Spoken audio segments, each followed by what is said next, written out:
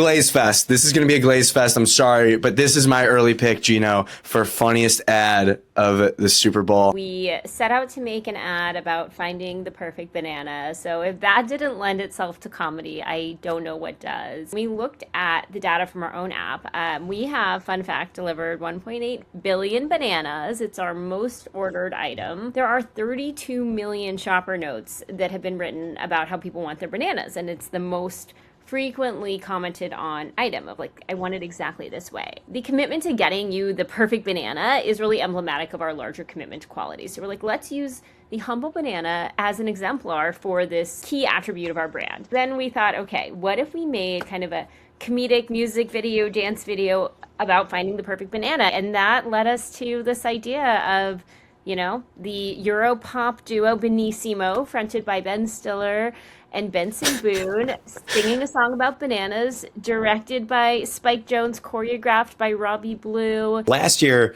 the Super Bowl spot was holistic. You had different brand mascots, characters, and now you're going so targeted, so strategic. How was it on that first time talking to stakeholders internally, C-suite, when you're telling them, we're going to make a spot, spend this money to talk about picking bananas? How did that go originally? The idea is crazy. Let's just call it that. Hear me out. We're going to make a Super Bowl ad about bananas. And again, the reaction is kind of an eye raise and a what. If we're going to show up year two, we've got to come out swinging. We've got to shoot our shot. Last year's ad was a crowd pleaser. It was feel good. It was kind of like vanilla ice cream, like tasty and delicious and right down the middle. This one's a lot more polarizing and requires a bigger leap of faith. We got these incredible folks attached to the project. So Ben Stiller, who then brought in Spike Jonze, Dream Come True, and then Benson. When you hire Spike Jonze, you kind of